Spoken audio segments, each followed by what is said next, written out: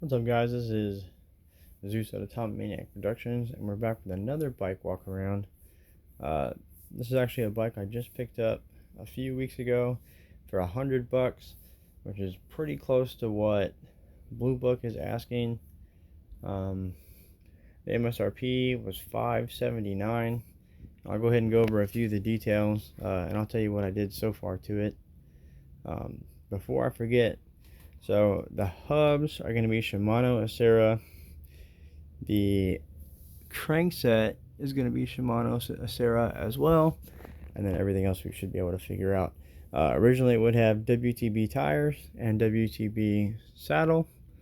So the people I bought it from, they put these CST tires on it. They're called Copperheads. They're 26.2s on the front and the back, with Presta valves, Bontrager rims.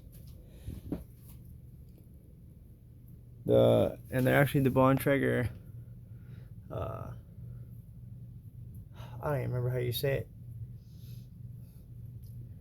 but they're the same ones on my Trek Y, if I remember correctly, and I think they're also on the Diamondback V-Link I used to have. But what's actually kind of cool, so it's a Bontrager seat now instead of the WTV, which kind of lines up with Gary Fisher.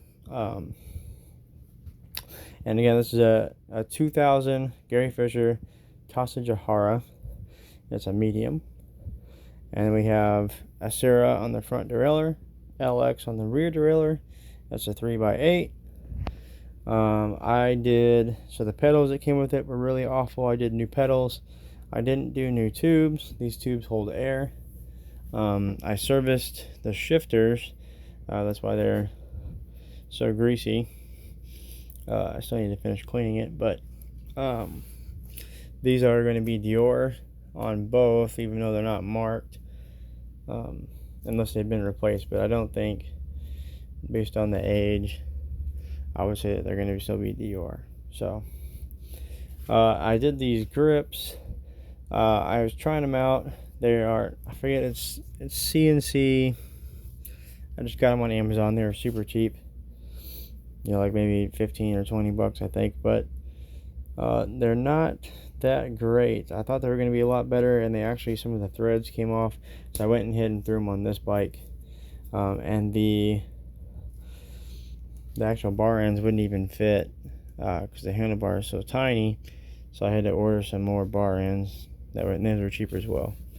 I think it's a pretty cool bike, even though it's probably the cheapest one I've ever owned, because you have the Manitou Magnum, and it even has a Manitou sticker here, which I'm not sure if it's stock or not, but because it kind of goes off, but it does match the color scheme, so it's kind of cool to have. In 2000, V-brakes weren't that uncommon, so it's not that big of a deal. A nice 8-speed. You're not going super fast. It's a super heavy bike. It's got a headset. The handlebars is unbranded. The stem is unbranded.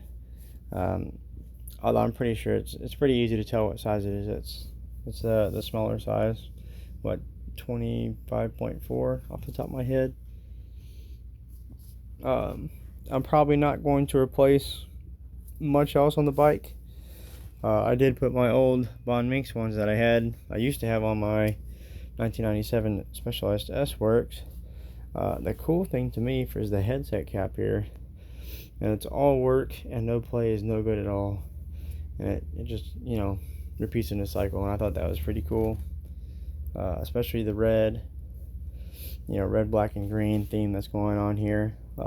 I kind of ruined it with the grips, with the full rainbow, but it is still a pretty neat bike to have.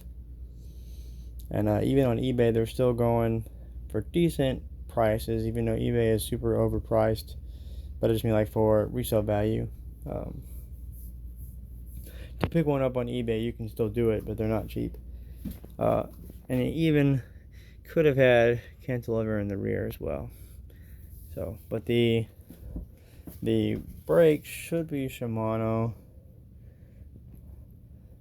unbranded, so you have to kind of assume that they're going to be the Asira or some other, 2000s low tier. They're probably around LX. They're not going to be XT or XCR.